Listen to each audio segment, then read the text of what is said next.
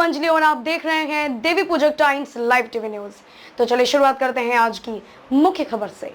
उत्तर प्रदेश विधानसभा का चुनाव संपन्न हो गया। सभी एग्जिट पोल भाजपा के दोबारा सत्ता में आने की भविष्यवाणी कर रहे हैं। हालांकि इसकी हकीकत 10 मार्च को सामने आ जाएगी। इस चुनाव के दौरान प्रदेश के अवध और पूर्वांचल के कई जिलों में जाने का अवसर मिला। उत्तर प्रदेश में काशीराम के उदय के बाद संभवतः यह पहला अवसर होगा जब दलित वर्ग के मतदाता बड़ी संख्या में बसपा को छोड़ किसी अन्य दल की ओर जाते दिखाई दिए।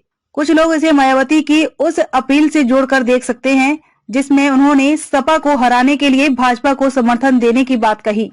लेकिन इसका एक बड़ा कारण ग्रामीण क्षेत्रों में पहुंची केंद्र और राज्य सरकार की योजनाओं का सीधा लाभ है। हो सकता है कि मायावती मजबूती से लड़ती तो दलित मतदाता ये लाभ भी भूलकर उनकी ओर चले जाते, लेकिन फिलहाल तो वे बड़ी संख्या में भाजपा की ओर ही जाते दिखाई दे रहे हैं। चुनाव विश्लेषकों के अनुसार यदि 1% क्षमता भी इधर से उधर शिफ्ट हो तो सीटों की संख्या पर बड़ा फर्क पड़ जाता है।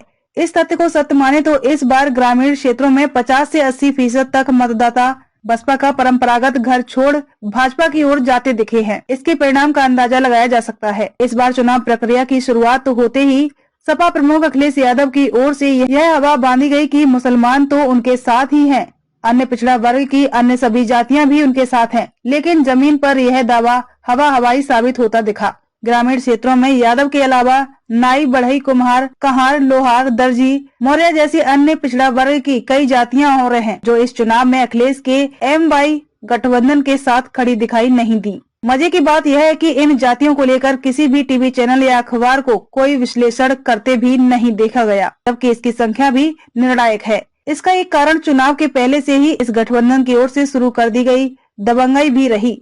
मुख्तार अंसारी के पुत्र अब्बास अंसारी की सार्वजनिक धमकी जैसे घटनाएं चुनाव से पहले ही कमजोर वर्गों को डराने लगी थीं। खबरों में अब तक के लिए बस इतना ही। मिलते हैं फिर ऐसे ही किसी बड़ी खबर के साथ।